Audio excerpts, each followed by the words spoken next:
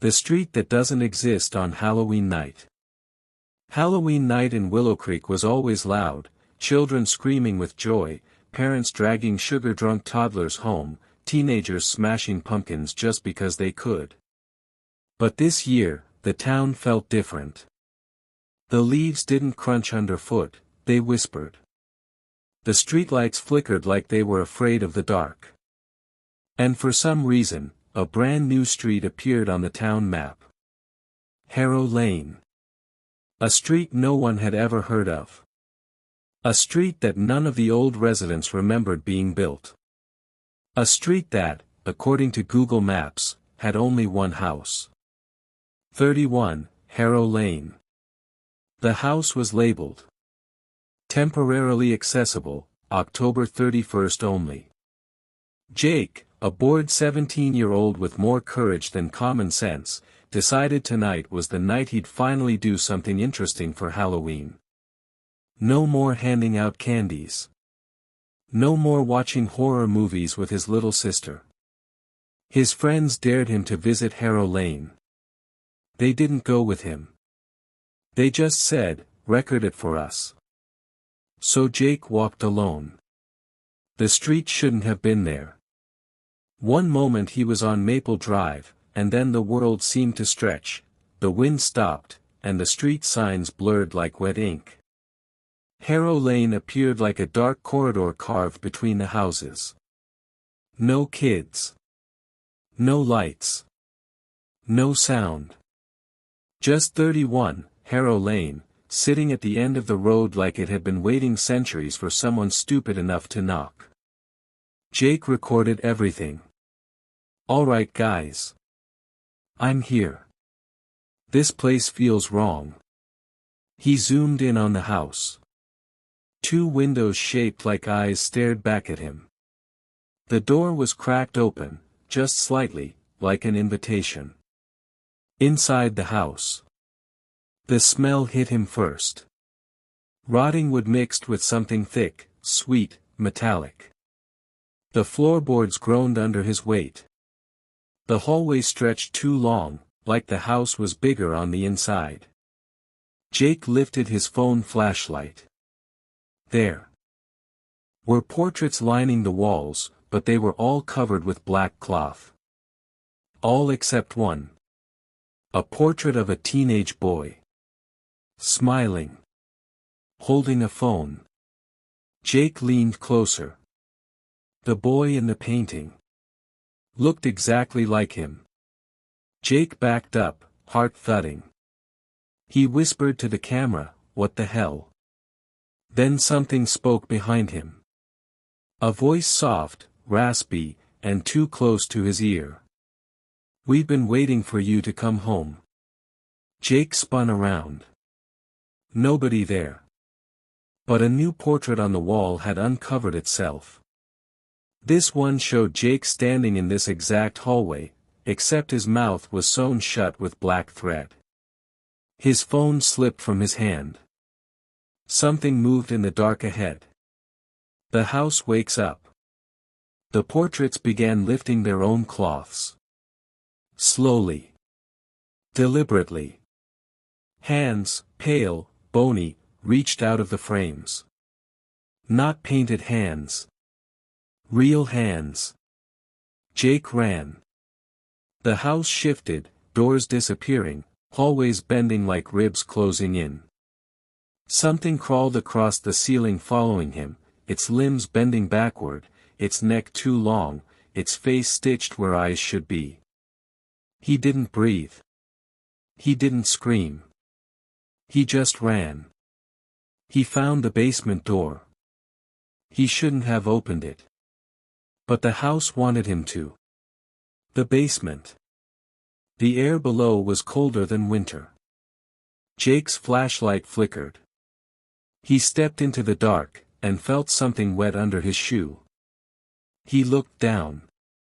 A trail of footprints, his own, leading across the basement, before they suddenly turned around and came back toward him. From behind him. He lifted the camera. The footage showed a shape standing inches behind him. Tall. Slender. Head tilted. Jake whispered, "Please, please don't." The thing leaned close. "It's your turn," it breathed. The recording ends. The next morning, Harrow Lane wasn't on the map anymore. There was number 31 Harrow Lane. Locals swore the street never existed. But Jake's phone was found on Maple Drive. The last video showed him running, screaming. Being yanked backward into the dark by something that didn't cast a shadow. His friends turned the video into a warning online. If a street appears on Halloween that shouldn't exist, don't go down it. It's not meant for the living. But every Halloween night, at 11:59 p.m., Harrow Lane appears again on the map. And someone new always disappears. The house that only lights up at midnight. Every Halloween, the abandoned Willowthorne mansion remained dark, except for one night. At 11:59 p.m., a single candle would light in the attic window. People said it was the ghost of Eleanor Willowthorne, a girl who was never found after the 1984 Halloween massacre. But this year, twins Mia and Jace dared each other to see what happens inside the house when the candle lights. When the clock struck midnight, the front door unlocked by itself. Inside, the house looked lived in. Warm fireplace, fresh food on the table, soft humming coming from upstairs. But the candle in the attic wasn't a candle. It was a finger, burning silently, dripping wax like skin. And the humming upstairs? It was Eleanor, except she wasn't a girl anymore. Her mouth stretched too wide. Her eyes were pits. She held a list with 2 new names freshly written. Mia. Jace. The mansion lights went out. No one ever saw the twins again. But every Halloween, the window lights up with 3 candles now. Don't take candy from the boy with no mask. There's a rule in Harper Valley. Never open the door after 10 p.m. on Halloween. Most kids follow it. Except Ayan, who stayed up late playing video games and heard a soft knock. He opened the door. A boy stood there wearing a costume too old-fashioned for this era, torn trousers, suspenders, shoes from the 1900s. But his face, he wasn't wearing a mask. His skin was smooth, featureless, like a melted candle. No eyes. No mouth. No nose. Just a hole in his palm where a voice whispered from. Trick or treat. Frozen, Ayan took the candy offered. It tasted like metal and dirt. Within seconds, his vision blurred. His tongue felt numb. He collapsed beside the boy's shadow. The next morning, Ayan was gone, and a new rule spread across the neighborhood. If a child knocks and has no mask, don't answer. He's looking for someone to replace him. And now every Halloween, a new kid disappears. And a new faceless trick-or-treater appears next year. The man who follows you home from the pumpkin patch. Laura bought a pumpkin from Miller's Patch, the creepy farm at the edge of town. The old farmer warned her.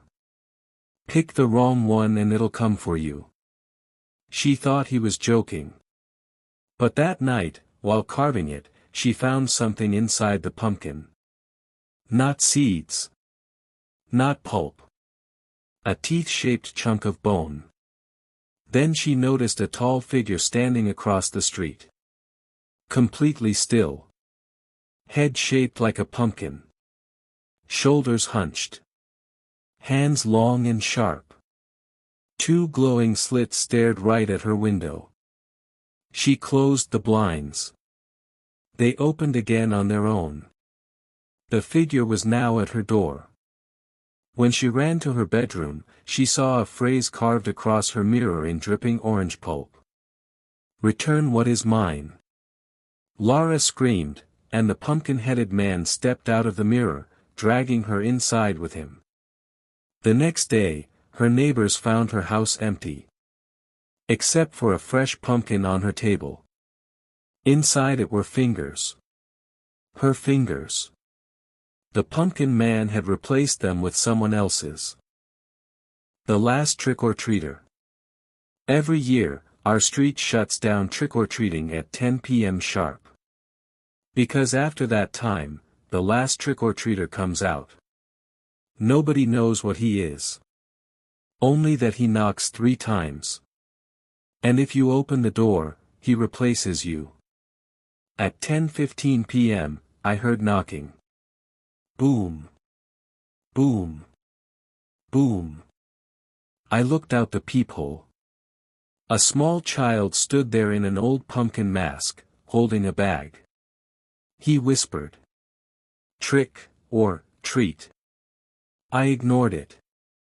Everyone knows the rule. But he kept knocking. Harder. And harder. When I finally called the police, they told me. Stay away from the door. We're already getting calls. From houses where people opened it. Then the officer stopped talking. I heard breathing through the line. Then a child's whisper. You should have just given me candy. The lights went out. Something started scratching my door from the inside. This morning, the neighbors said they never saw me come outside. But someone wearing a pumpkin mask was leaving my house at dawn. The candy bowl that refills itself. We left a bowl outside our porch with a sign. Take one. When we checked it after an hour, the bowl was full again. We thought someone was refilling it as a joke. But then we noticed the candies looked wrong. Hand-wrapped. Different colors. Different shapes. My little cousin grabbed one and unwrapped it. Inside wasn't chocolate. It was a brown, shriveled tooth. He screamed and dropped it. The tooth crawled across the porch like a bug and disappeared into the dark. That's when we heard footsteps in the yard. Bare feet slapping the ground. Slow. Sticky. Soft breathing. We checked the doorbell cam. A tall figure was standing over the bowl, placing more candies inside. Its fingers were long and wet. Its skin looked peeled. Its mouth stretched from ear to ear as it whispered. Take one. When it noticed the camera, it lifted something. My cousin's missing tooth. And placed it gently in the bowl.